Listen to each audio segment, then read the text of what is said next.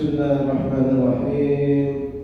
Assalamualaikum warahmatullahi wabarakatuh. Alhamdulillahirabbil alamin.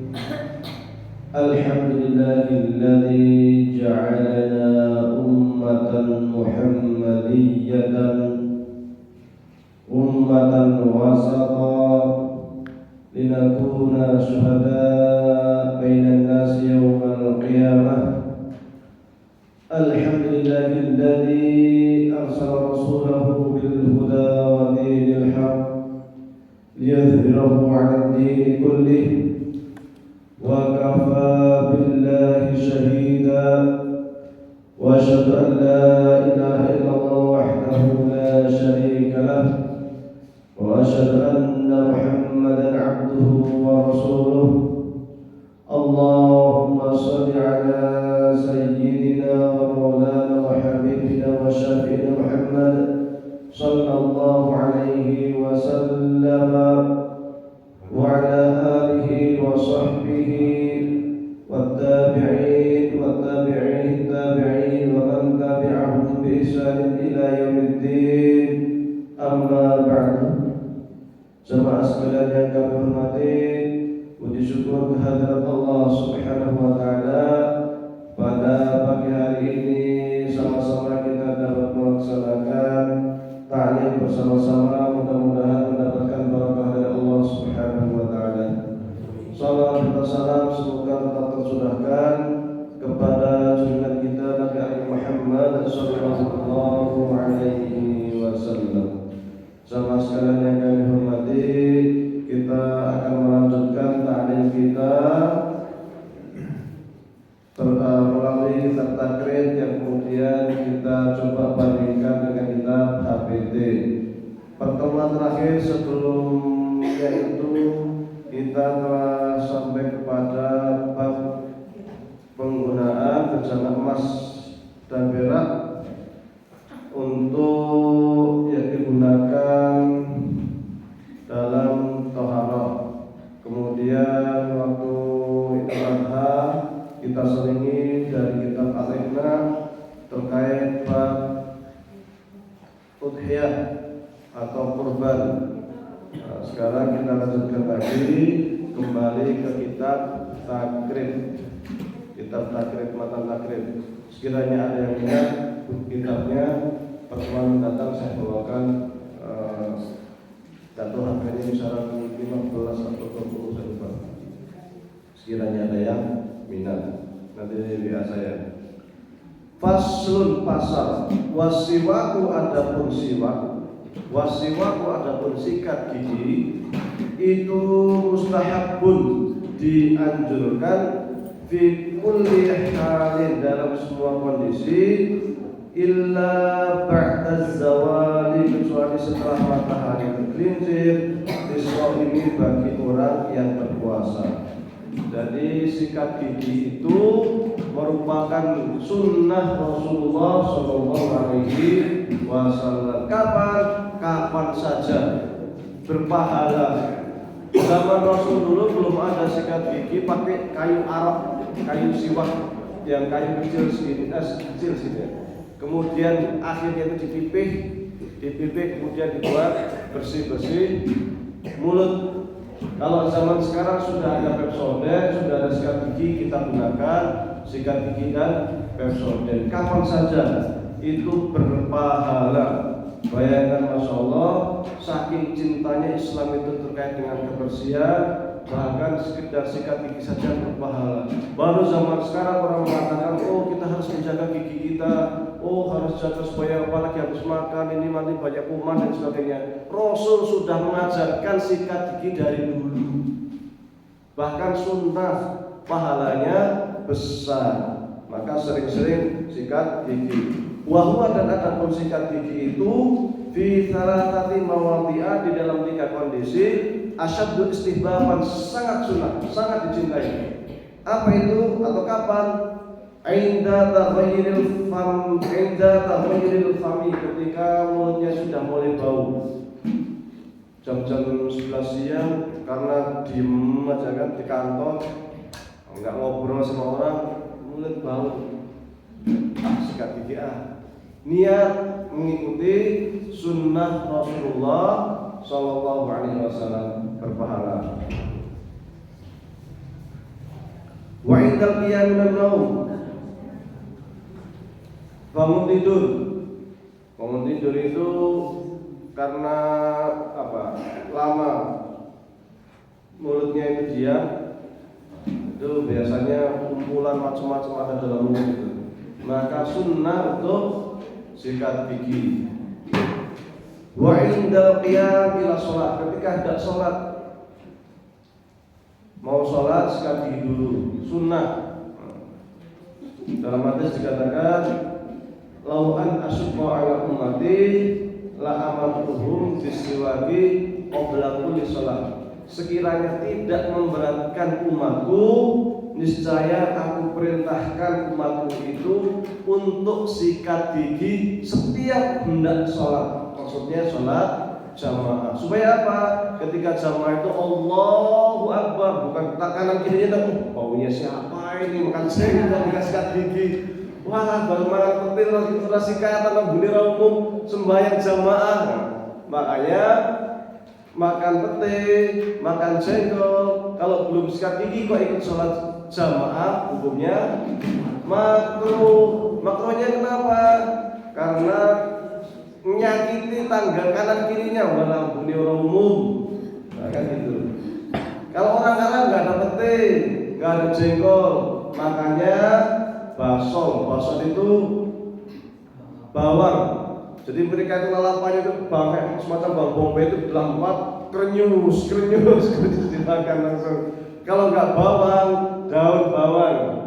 Nah, daun bawang itu mentah krenyas. Wah itu mah bunyi umum ya. Makanya kalau habis makan bawang, ya kita enggak lah. Habis makan jengkol, habis makan pete, sebelum sholat jamaah sikat gigi dulu. Masalahnya di kita itu meskipun nggak makan pete, nggak makan jengkol, orang jamaah. Nah, ini masalahnya. Nah, zaman dulu nggak orang itu jamaah semua. Maka ketika ada sholat, kalau sholat, batas sholat itu biasanya Rasul menghadap ke makmum. Untuk apa? Ngabsen di sopo sing sholat ini, sopo sing terlambat sholat. Ketok, lihat dicentang. Yang ini kok suka terlambat sholat. Kemungkinan dia mau munafik. Munafik itu apa?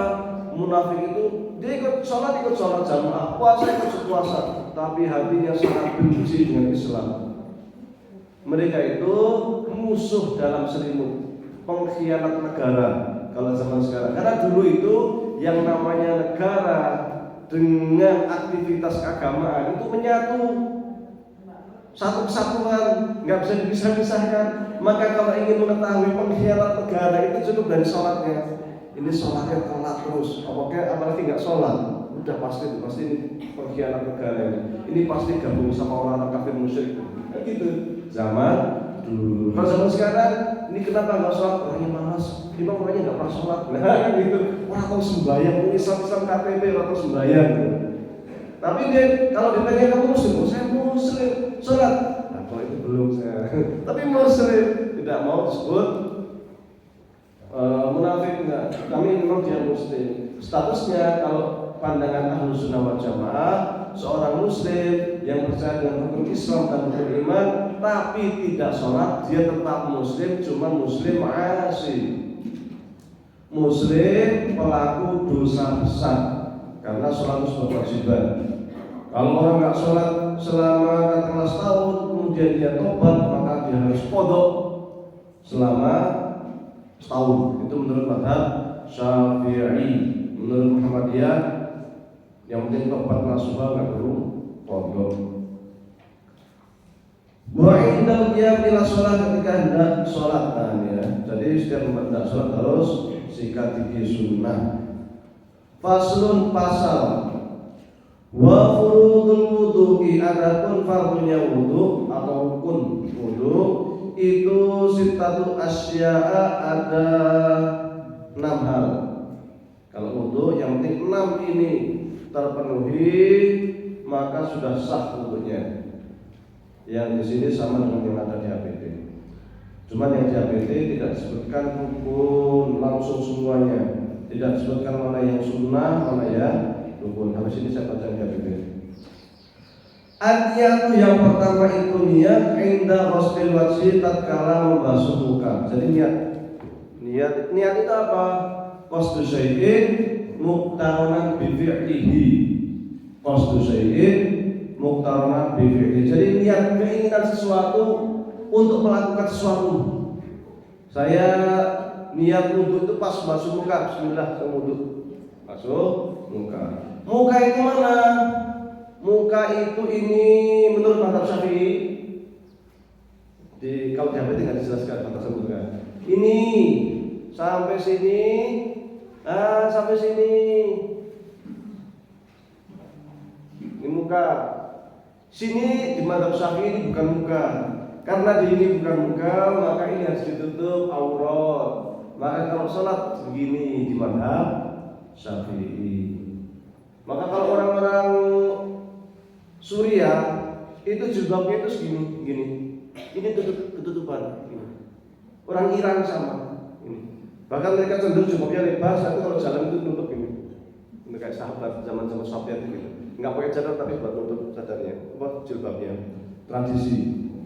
Kalau di mazhab Hanafi ini itu masih muka. Jadi sampai sini. Sehingga sini bukan aurat. Kalau dibuka nggak apa-apa. Ini sehingga kalau sholat di mazhab Hanafi ini kebuka nggak apa-apa. Karena bukan aurat. Nah, makanya kita harus jelas muka itu mana. Karena itu implikasinya kemana? Wudunya sah apa enggak? Kalau kita keyakinan muka itu segini, berarti ketika ini kebasuh, ini enggak sudah sah. Tapi kalau kita keyakinan ini bagian dari muka, bawah ini, maka ini harus dibasuh. Kalau nggak dibasuh, sholatnya tidak sah. Nah, di sini nggak disebutkan. Niat ketika membasuh muka, wa ghuslul yadaini ilal mirfaqaini, menyuci kedua tangan sampai siku. Sampai siku itu batasnya siku akhir, bukan awal siku, tapi siku akhir. Sampai siku akhir. Wa mashu ba'di ra'si, ini di mazhab Syafi'i membasuh sebagian kepala. Kalau di Hanafi ataupun di Hanafi semua, dan itu di kitab apa namanya itu? Bulughul Maram banyak hadis-hadis juga yang disebutkan di sana semua. Jadi kalau semua itu begini, dari depan ke belakang. Ini dari belakang, maju ke depan, langsung usap telinga. Telinga itu sininya di dalam, ini di luar. Di depan, langsung begini. Itu yang di APT. Kalau di mazhab Syafi'i sebagian, artinya ya biasanya gini, boleh mau ke sini, mana jadi justru minum sebagian kecil, mau belakang, itu di mazhab Syafi'i. Sehingga di mazhab Syafi'i itu yang asli sedikit, tapi kalau mau semua lebih baik, itu kesempurnaan. Itu kesempurnaan. Kalau di Hanafi yang asli itu semua, harus semua. Ada sedikit itu rukhsah. Ketika darurat sulit mau ininya karena pakai tudung mau yang apa ribet, ada sedikit, kan? Ini di mazhab Hanafi. Jadi semuanya asalnya itu semua sedikit itu rukhsah. Kalau di mazhab Syafi'i sedikit itu asal, adapun semua itu kesempurnaan. Di Muhammadiyah yang dipakai itu semua kemudian begini. Wa tartibu ala ma dzakarnahu, kemudian berurutan itu tidak boleh datang-datang masuk kaki baru wajah baru tangan baru kepala. Harus urut, wajah dulu, baru tangan, baru kepala,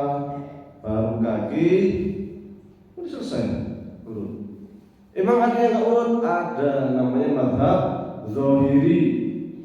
Zahiri itu imamnya Abu Dawud Az-Zahiri. Abu Dawud itu muridnya Imam Syafi'i.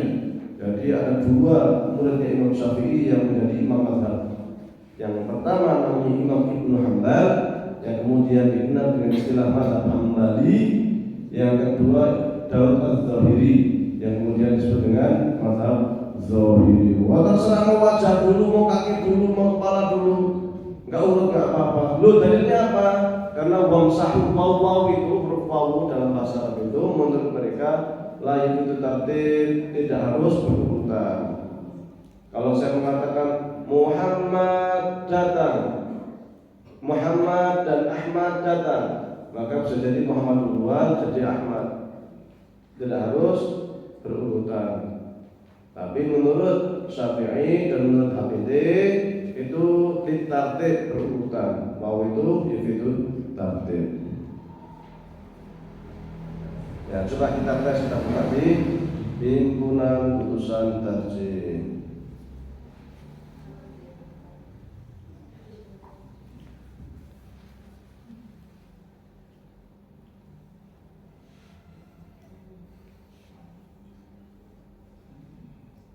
Bab 7.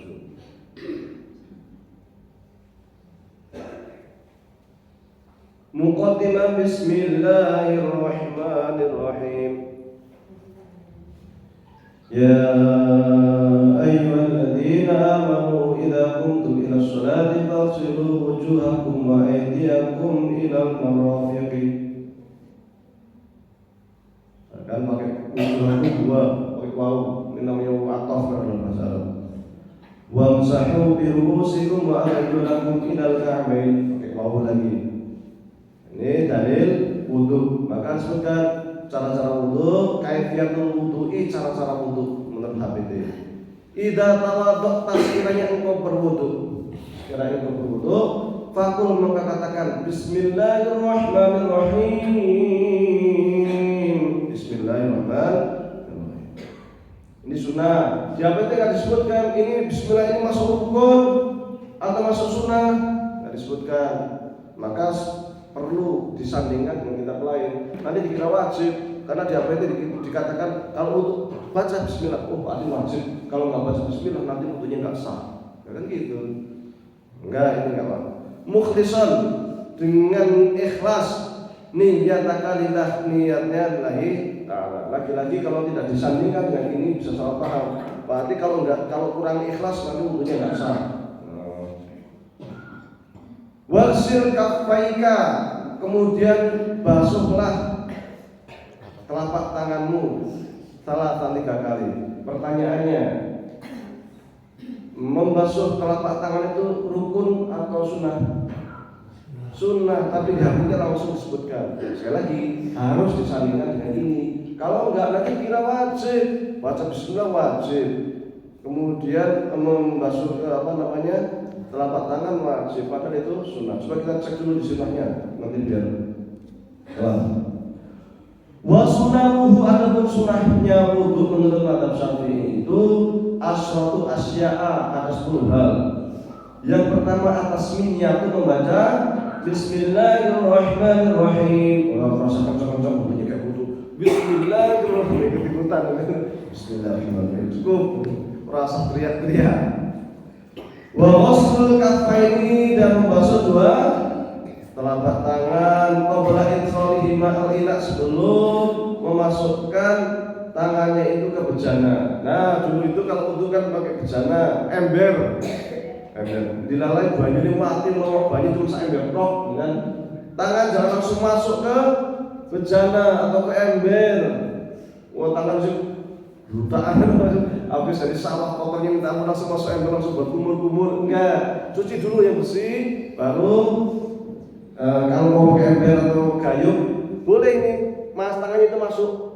Tapi nanti pas wudu itu jangan tetesannya itu jangan masuk ke ember. Jadi gini loh, nah, tapi paling aman ya dicurki, paling aman. Supaya apa? Nanti kalau tetesan-tetesan itu kabeh kalau semuanya masuk ke ember, nanti menjadi air mustamal. menjadi air yang sudah terpakai bekas wudhu. Kalau air yang sudah terpakai wudhu itu nanti wudhunya tidak sah. Makanya gini, ini cuci tangan dulu baru bencana. Itu kalau airnya mati. Ya sekarang pakai keran enak, nggak ada masalah. Kalau di sungai ya bebas, sungai itu suci meskipun bentuknya subur guys.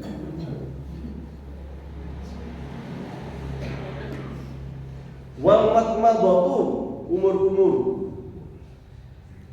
sunnah. Wal istinsyaku memasukkan air ke dalam hidung. Jadi air masuk ini di tangan itu buat umur, sisanya masuk hidung. Nah, istinsyak namanya.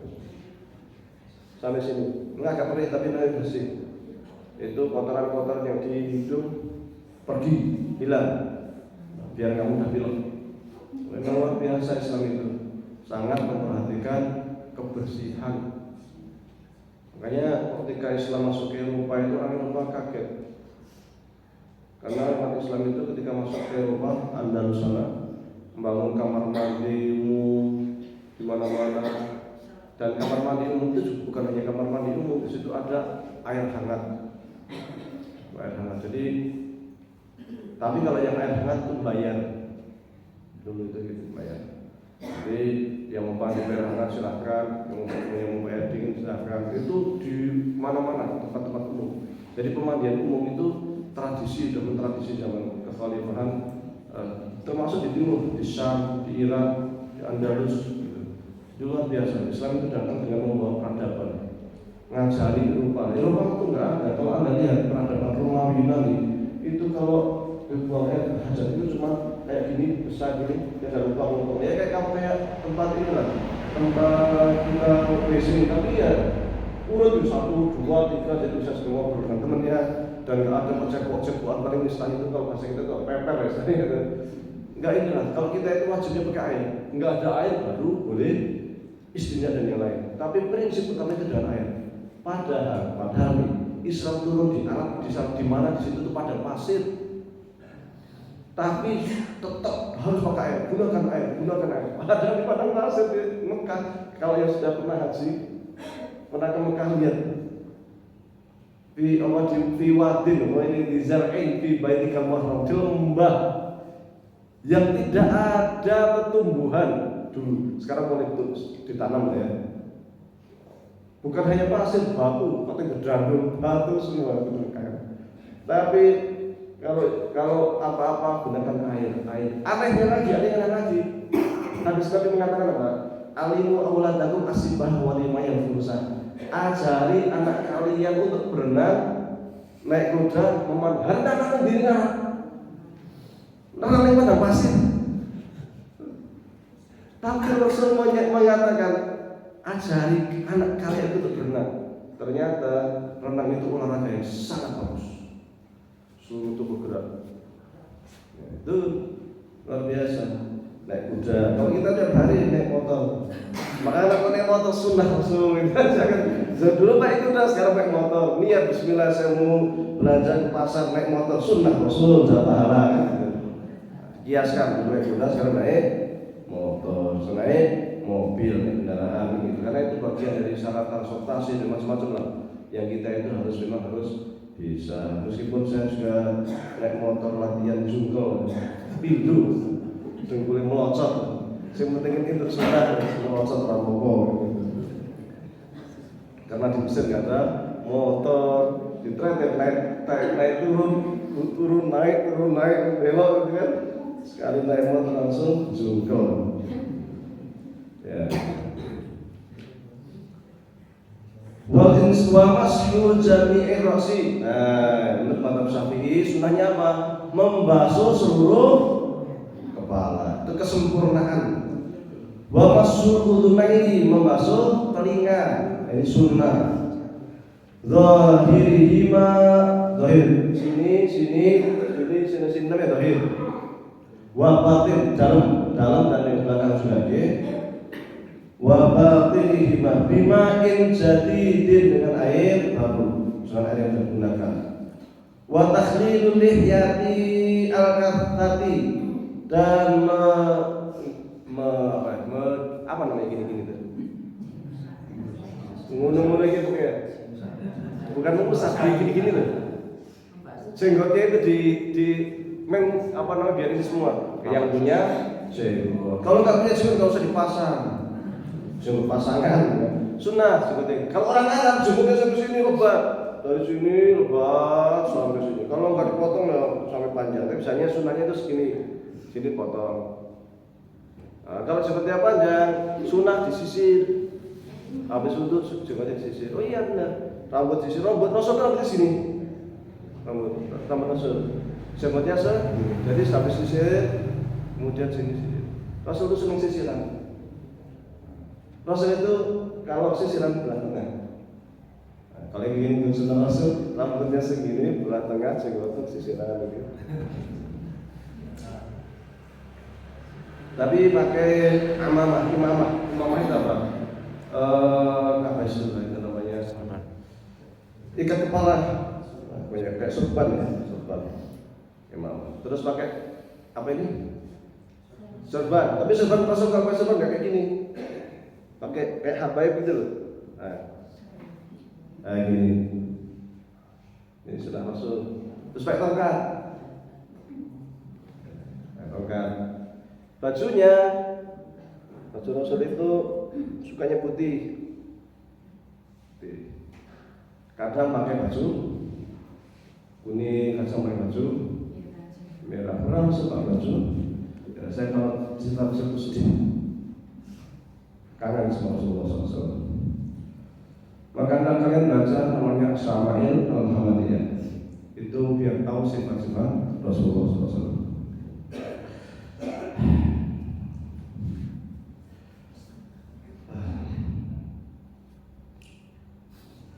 Wa takhlilu asabil yadaini wa rijlaini, dan juga takhlil ini. Jadi kalau wudhu itu sebelum kumur-kumur cuci tangan itu di ini takhlil. Siapa tahu di sini ada kotoran, di sini ada kotoran. Kaki juga, siapa tahu di antara sela-sela jari ada kotoran. Wa taqdimul yumna 'ala al-yusra, mendahulukan yang kanan daripada yang kiri. Wa taharatu salasan, 3 kali sunnah. Basuh muka 3 kali, siapa tahu ada yang belum basuh. Basuh tangan 3 kali, siapa tahu ada yang kelewatan dan masih kering. Nanti nggak sah, makanya sunahkan 3 kali. Wal walatu, dan berurutan. Jadi kalau lengkap sunnah dengan rukunnya itu baca Bismillahirrahmanirrahim, tangannya dulu dibersihkan, baru kumur sama istinsyak, ya kan? Baru basuh muka nih biar kena semua, sini juga kena.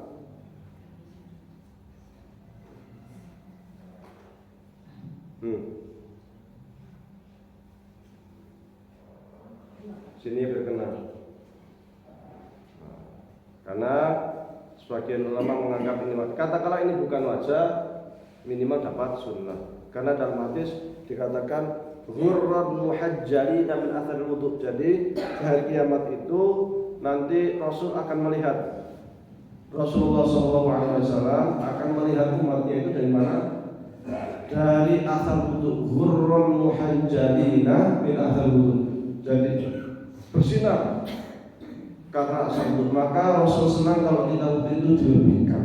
Mestinya segini kita lebihkan dikit, mestinya segini lebihkan dikit. Mestinya cuma ini sini cuma sampai sini, mata kaki lebihkan sampai naikkan. Nanti di akhirat akan bersinar seperti kuda hitam tapi punya putih-putih di kaki-kaki.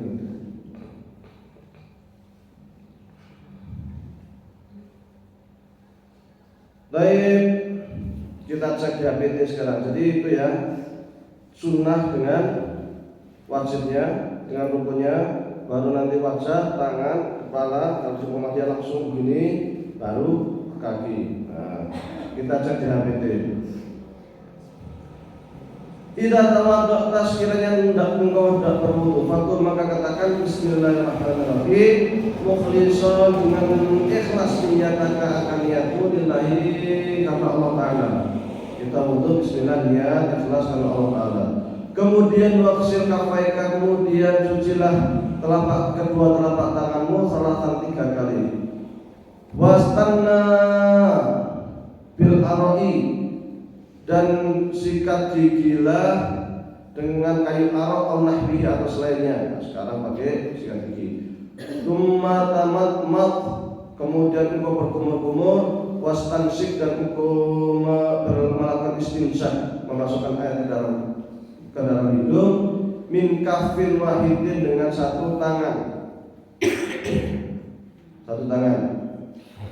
Wastanziru, kemudian dikeluarkan setelah istinsak, masukkan, keluarkan. Nah, itu nama stanzir.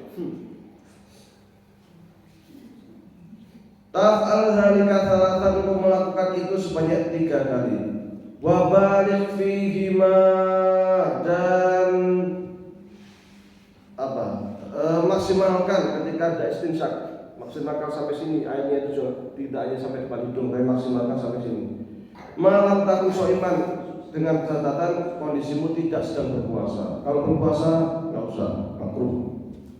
Kumur-kumur kalau setelah zawal di mazhab Syafi'i juga makruh. Kalau sebelum zawal, sebelum matahari tergelincir, sebelum zuhur nggak apa-apa. Tapi sebelum matahari tergelincir, kalau di mazhab Syafi'i kumur-kumur juga makruh. Khawatirnya kumur-kumur 3 kali, keluarnya cuma sekali. Tumaksil, kemudian basuhlah wajhaka, mukamu, salah kalimatnya 3 kali. Nah, setelah istinsak ini kemudian masuk wajah.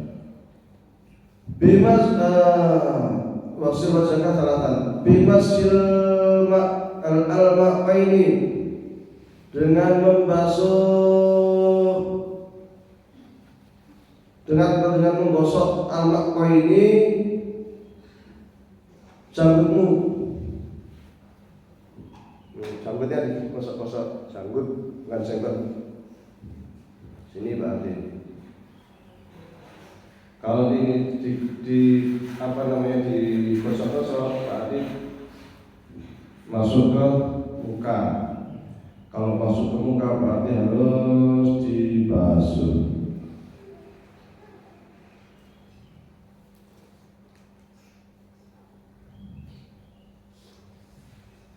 Sudut mata, sudut mata. Dimasuk al-maqaini sini. Al-maqaini sudut mata. Jadi takutnya itu nanti ada apa? Beleh. Wa idharati ghuslihi, yang masuknya itu agak lama dikit lah. Madalki dengan digosok. Wa takhallal, dan sela-sela, di sela-sela gini-gini. Lihyataka, jenggotmu. Sumaksil yadeka, kemudian lalu basuhlah atau cucilah tanganmu, ma'al mirfaqaini, bersama sikutmu. Sikut sampai ini. Bidalki, dengan menggosok talatan sebanyak 3 kali. Wa khalilil asabi'a, dan diginikan, bersihkan asabi itu jari-jari. Ma'idhalati ghusli ma'a, dengan mencucinya itu agak lamaan. Wabda bil yumna, kalau mulai dari yang kanan. Tumamsah bi ra'sika, lalu usaplah kepalamu. Au binasiyatika, atau apa? Depan ini.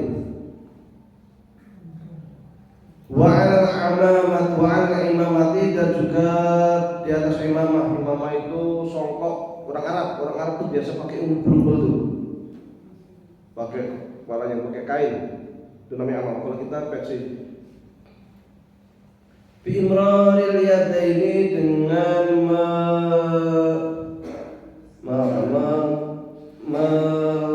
mengusap atau menggosok min muqaddimati dari depan ilal qafas sampai sini. Oh, apa namanya?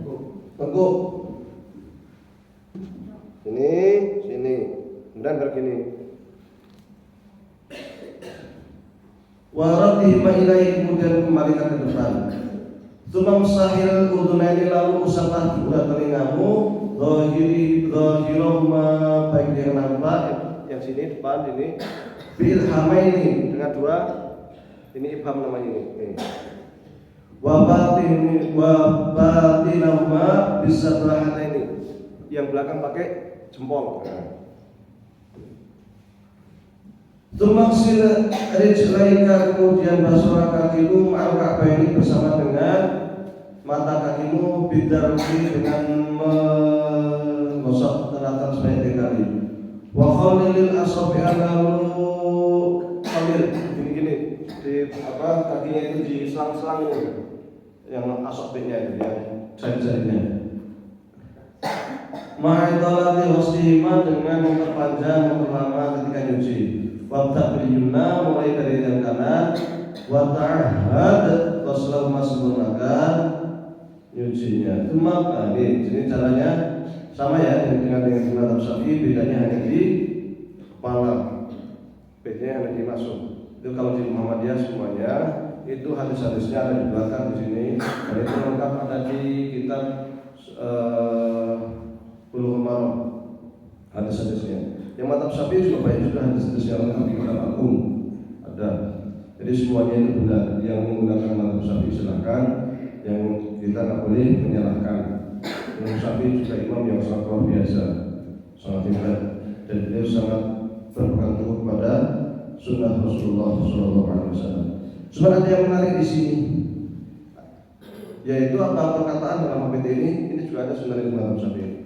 Tumamsah, kemudian usaplah birosika, kepalamu, au binasiatika, atau jambul depan ini, wa ala imamati. Jadi kita itu mamanya bapak-bapak, kalau di Arab ya, di Indonesia itu enggak, biasanya kita refleksi. Orang Arab pakai berubel itu kalau buka itu ribet. Jadi cukup tangannya dibasahin, usap amanahnya, jadi sah. Ya, enggak rambutnya orang semua masuk sini, rambutnya masuk lagi musim dingin, kalau buka lagi ribet lagi. Jadi pas wudu itu percikin air tangan ini cuma diusap amamahnya ini, imamah. Nah, kalau kayak peci-pecinya api model kayak apa sih? Kayak apa itu kalau kita naik motor itu helm, males buka helmnya itu. Usap helmnya.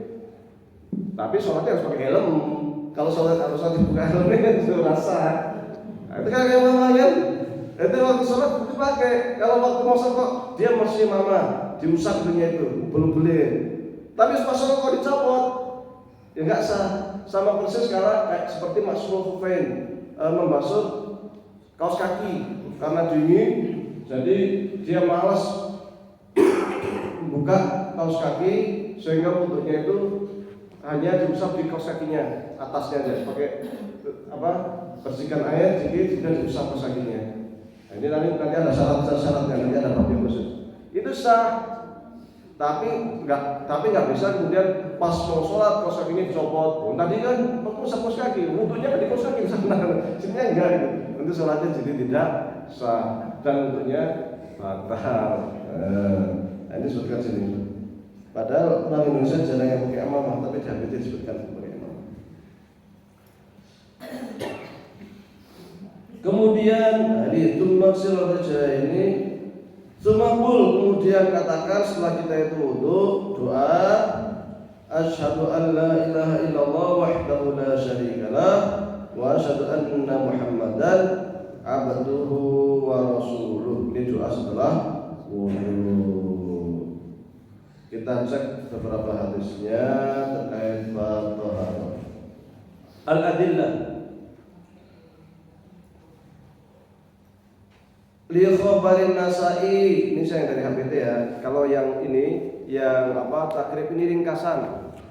Jadi kita mazhab Syafi'i ringkasan dari kita mazhab Syafi'i sehingga tidak ada dalil, hanya syarat pun poin-poin saja. Kalau ingin tahu dalil-dalilnya bisa buka syarahnya ini, Al-Iqna itu ada dalilnya. Bahkan ada kitab saya nama lupa judulnya yang dipakai di Pondok Emas.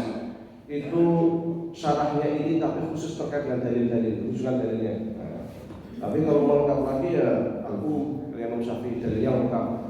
Kalau ingin perbandingan yang lebih lengkap juga Majmu' Syarah Hadad, itu dalil termasuk perbedaannya dengan mazhab lain itu apa lengkap semua itu Majmu'.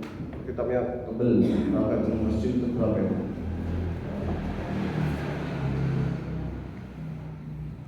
Li khabari Nasa'i bisnadin sayyidin, karena hadis atau khabar yang diriwayatkan dari Imam Nasa'i dengan isnad yang baik.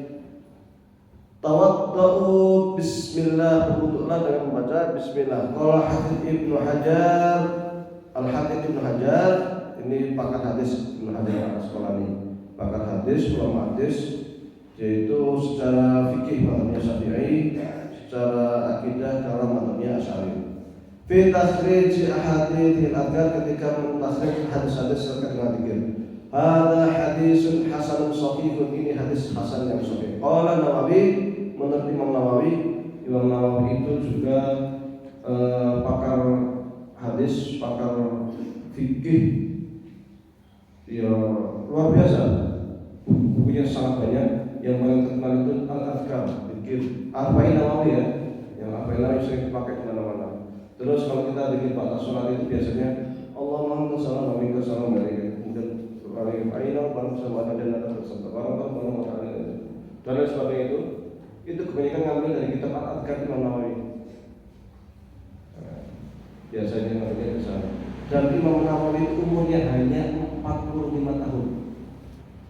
Tapi keberkahan umurnya luar biasa. Majmu' saja berapa jilid itu.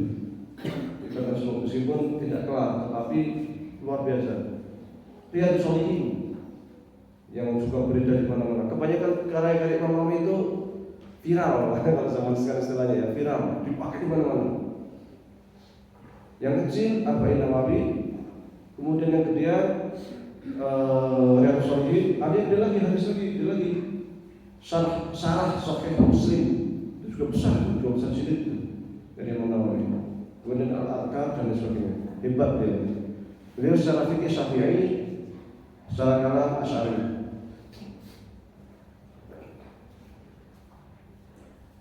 Qala An-Nawawi, berkata Imam Nawawi. Nah, jadi Muhammadiyah juga kalau kita merujuk ke HPT ini selalu rujukannya adalah kitab para ulama terdahulu.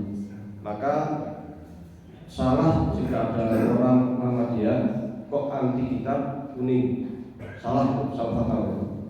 Kita tetap harus bangga dan mempelajari kitab kuning. Semua kitab peninggalan ulama kita. Karena HPT saja selalu rujukannya kitab kuning. Maka di sini yang dirujuk siapa? Ibnu Hajar Al-Asqalani, Imam Nawawi, ulama-ulama besar. Nah, kalau kita nggak tahu kitab kuning ya repot. Cuman kadang ketika ada orang belajar kitab kuning itu dibilangnya apa? Kitab kuning koyok NU. Enggak. Kitab kuning itu ada sebelum ada NU. Berdiri tahun berapa? 1926. Lalu kitab kuning Ibnu Hajar itu tahun 800 Hijriah kok. 700 Hijriah. Ibnu Hajar juga tahun berapa ratus. Jadi udah lama sekali gitu. Sebelum ada sudah ada kitab-kitab itu. Dan Muhammadiyah itu merujuknya ke sana. Ini putusan tahun berapa ini? Ini putusan tahun 35. Putusan tahun 35. Kalau beriman itu tahun 29. Rujukannya ke sana juga. Maka kita tidak boleh alergi dengan apa yang disebut dengan kitab kuning. Kalau di pondok saya memang konsentrasi ke kitab kuning. Jadi saya ajarkan kitab kuning semua. Kecuali yang materi kebahasaan saya ambil dari Gontor, Rasulullah, Madrasah, Surah Al-Jalil. Kalau nahwu kitab kuning, Julmiyah, Ibridi, Alfiyah. Kalau SMP-nya ngindut kan ngajar so. SMP Muhammadiyah ngajar so. Jadi ijazah SMP-nya keluar dari SMP Muhammadiyah ngajar so. SMA-nya ijazahnya nanti keluar dari SM Muhammadiyah Malang, ngindut ke Malang. Mudah-mudahan bisa ngindut di sini lebih dekat. Jadi konsentrasi ngaji kitab kuning tapi tetap dapat ijazah formal. Qala Nawawi ba'da iradil hadis an Anas bitulihi, setelah beliau menyampaikan tentang hadis dari sahabat Anas dengan hadis yang cukup panjang, wa isnaduhu jayyid, sanadnya itu jayyid. Sanad apa sih? Sanad itu ini kelebihan umat Islam. Sanad itu hanya dimiliki ilmu yang khusus dimiliki oleh umat Islam. Saking telitinya, jadi kalau namanya Rasul bersabda itu harus tahu. Ada sahabat Imam Bukhari mengatakan hadis Rasul mengatakan begini. Ditanya dulu, Imam Bukhari, kamu dapat hadis dari siapa? Gurumu siapa? Dapat dari guru saya sama ini.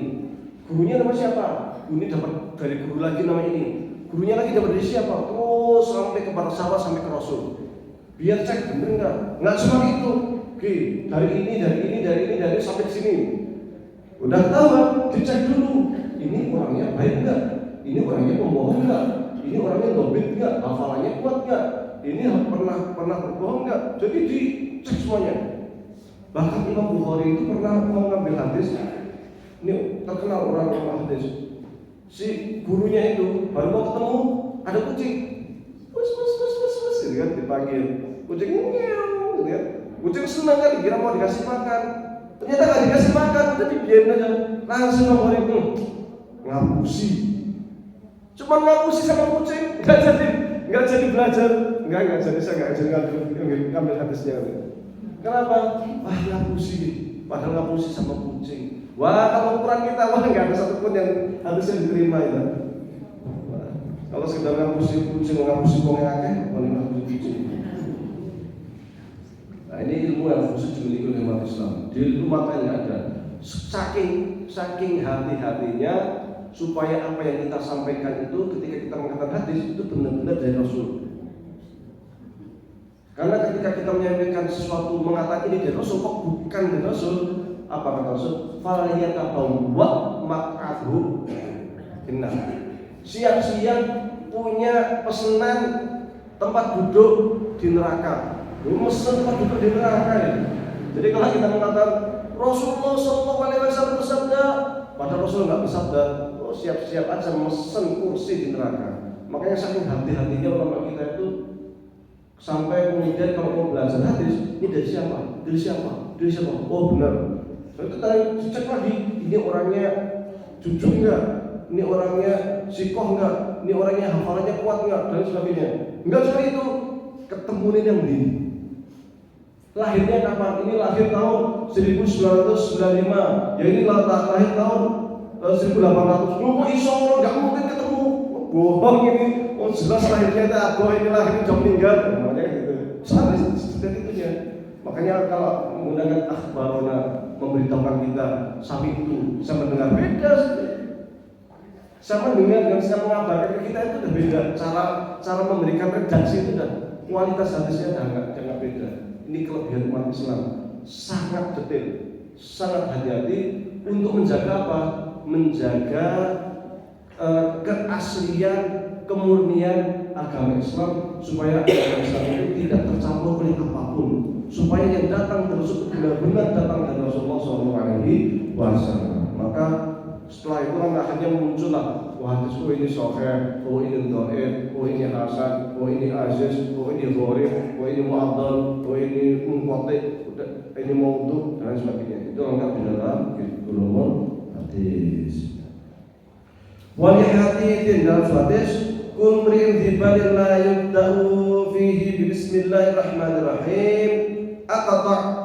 Setiap perkara yang tidak dimulai dengan membaca bismillah, maka perkara itu aktoh, terputus, maksudnya tak dapat pahala. Makanya ketika kita wudu, sunahnya membaca bismillahirrahmanirrahim. Dikhawatirkan ketika kita tidak membaca bismillah nanti amalnya aktoh, tidak berpahala. Sah, tentunya sah.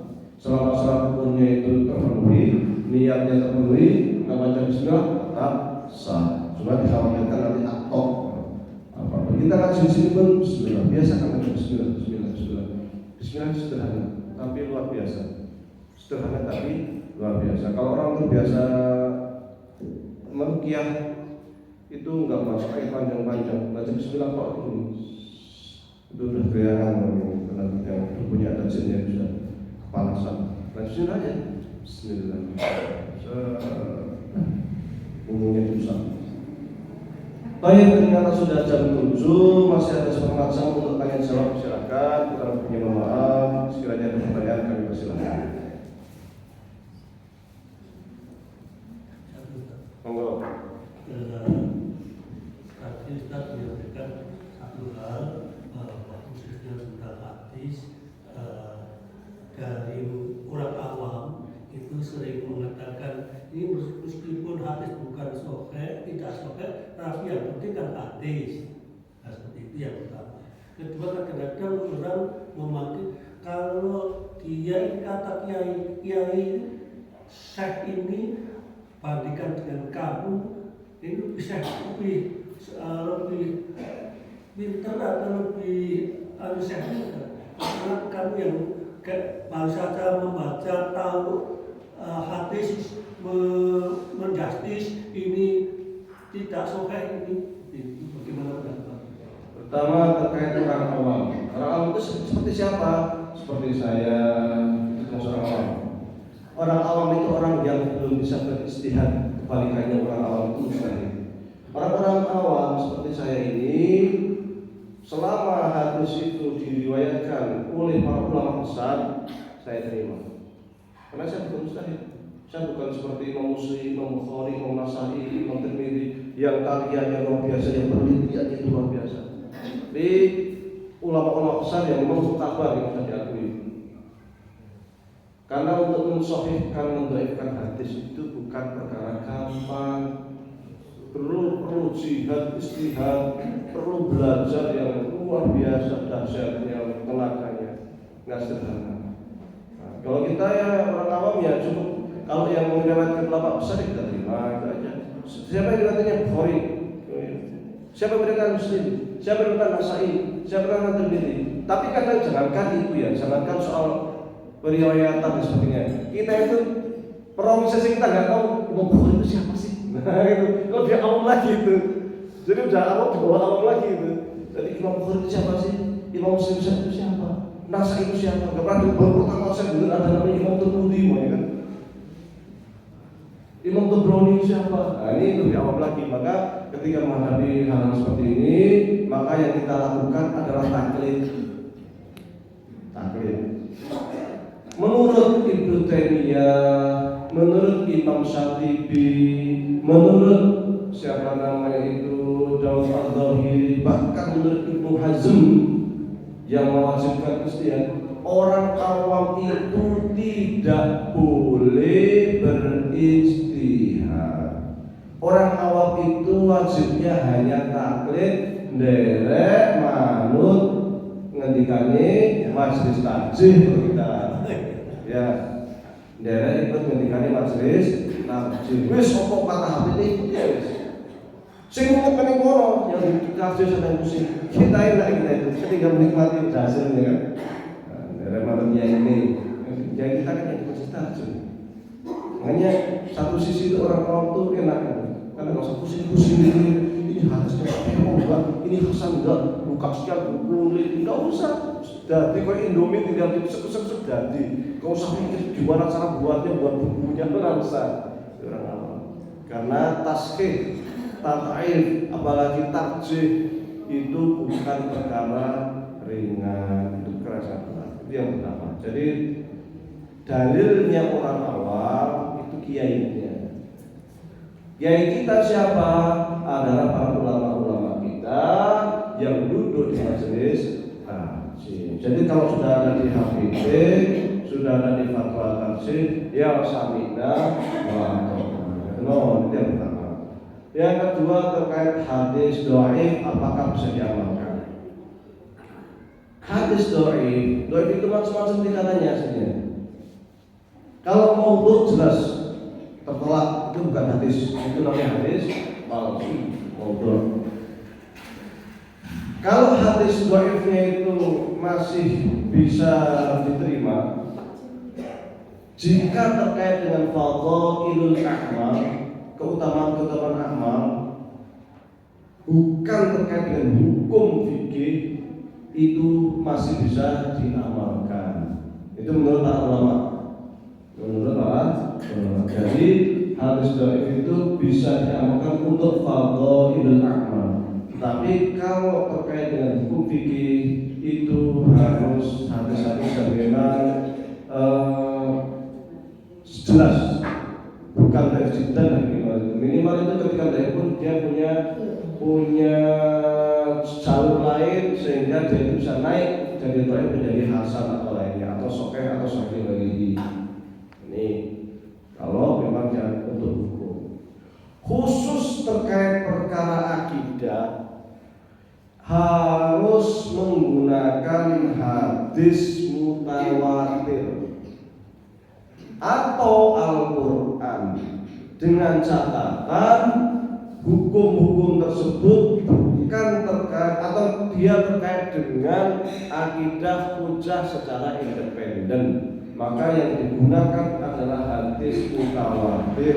Sementara hadis ahad jika terkait perkara akidah sekadar sebagai pendukung atau penjelas terkait nas-nas yang qat'i baik dilalah maupun subut yang dari Al-Quran atau sunnah mutawatir.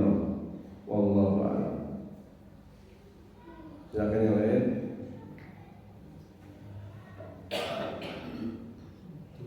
Cukup ya? Cukup. Baik, mudah-mudahan bermanfaat. Insyaallah kita lanjutkan pada pertemuan mendatang. Mudah-mudahan semua jemaah yang di sini mendapatkan ilmu yang bermanfaat. Mudah-mudahan ilmu yang kita dapatkan menjadi hujjah, menjadi argumen bagi kita kelak di akhirat.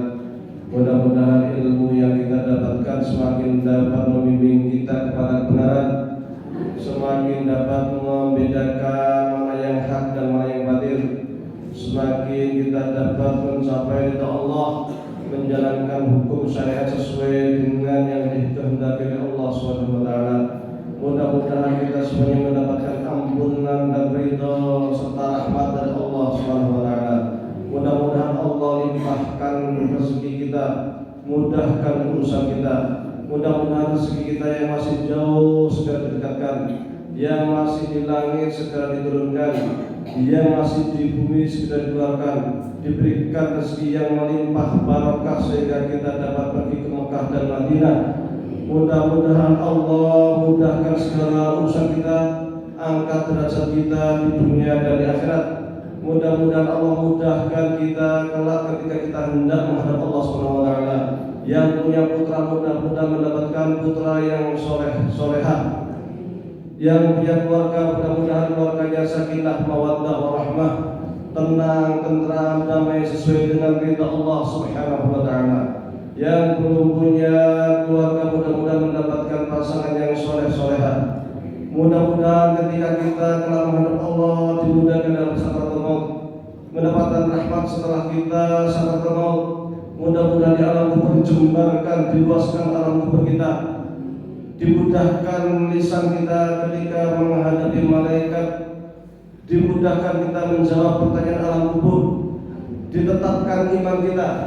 Mudah-mudahan Allah bangkitkan kita kelak bersama para nabi, para sahabat, para syuhada, para ulama al-aminin, dibangkitkan kepada bersama Nabi Muhammad sallallahu alaihi wasallam, mendapatkan syafaat beliau, dituntun oleh Rasulullah sallallahu alaihi wasallam ke telaga Al-Kautsar untuk dapat meminum seteguk air dari telaga Al-Kautsar, di mana siapapun yang meminum seteguk air dari telaga Al-Kautsar niscaya kita takkan pernah merasakan haus untuk selamanya. Mudah-mudahan kita mendapatkan syafaat dari Rasulullah sallallahu alaihi wasallam, dimudahkan ketika kita menyeberang sirat, dijauhkan dari siksa api neraka, diselamatkan kita, diselamatkan keluarga kita, diselamatkan ayah ibu kita, diselamatkan anak-anak kita, diselamatkan kerabat-kerabat kita dari siksa api neraka. Kita semuanya dimasukkan ke surga Allah Subhanahu wa taala, surga Firdausil A'la bersama para nabi, bersama para orang-orang soleh, bersama para sahabat tabi'in, bersama para ulama al-amilin. Allahumma ighfir lana dzunubana, Allahumma ighfir lana dzunubana wa liwalidayna warhamhuma kama rabbayana shighara. Allahumma inna nas'aluka ilman nafi'an wa 'amalan mutaqabbalan wa rizqan halalan thayyiban. Allahumma inna na'udzubika min 'ilmin la yanfa' wa min qalbin la yakhsha' wa min nafsin la tasda' wa min du'a'in la yustajab laha. Rabbana la tuzigh qulubana ba'da idh hadaytana wa hab lana min ladunka rahmah innaka antal wahhab. Rabbana hab lana min azwajina wa dhurriyyatina qurrata a'yun waj'alna lil muttaqina imama. Rabbana innana amanna bima anzalta wa ittabaa'na ar-rasula faktubna ma'asy syahidin. Rabbana wa atina ma wa'adtana 'ala rusulika wa la tukhzina yawmal qiyamah innaka la tukhliful mi'ad. Allahumma inna nas'aluka salamatan fid din wa 'afiyatan fil jasad wa ziyadatan fil 'ilmi wa barakatan fil rizqi wa tawbatan qabla al-maut wa rahmatan 'inda al-maut wa maghfiratan ba'da al-maut. Allahumma hawwin 'alaina fi sakhatil maut wa najjina min an-nar wa 'afina hisab. Allahumma 'inna 'ala dhikrika wa syukrika wa husni ibadatik. Allahumma ajirna min an-nar, Allahumma ajirna min an-nar, Allahumma ajirna min an-nar. Allahumma innaka 'afuwwun karimun halimun tuhibbul 'afwa fa'fu 'anna. Allahumma aslih lana dinana alladhi huwa 'ismatu amrina wa aslih lana dunyana allati fiha ma'ashina wa aslih lana akhiratana allati ilayha ma'adina waj'al al-hayata ziyadatan lana min kulli khair waj'al al-mauta rahatan lana min kulli syarr. Allahumma arina al-haqqa haqqan warzuqna ittiba'ah wa arina al-batila batilan warzuqna ijtinabah. Ya Hayy ya Qayyum birahmatika nastaghits, ya Hayy ya Qayyum birahmatika nastaghits, ya Hayy ya Qayyum birahmatika nastaghits. Allahumma inna na'udzubika minal kufri wal faqri wa na'udzubika minal jubni wal bukhli wa na'udzubika min ghalabati ad-daini wa qahri ar-rijal. Allahumma qina bi halalika al-haram. Allahumma faqqihna fid-din wa 'allimna at-ta'wil. Allahumma faqqihna fid-din wa 'allimna at-ta'wil birahmatika ya arhamar rahimin. Rabbana atina fid dunya hasanah wa fil akhirati hasanah wa qina adzabannar. Wa sallallahu ala sayyidina Muhammadin wa ala alihi wa sahbihi wa barik wasallam. Subhanaka rabbika rabbil izzati amma yasifun wa salamun ala al-mursalin walhamdulillahi rabbil alamin. Aqulu qawli hadza wa astaghfirullaha li wa lakum. Nunul qalami wa ma yasturun. Fastaghfirul khairat wallahu musta'an.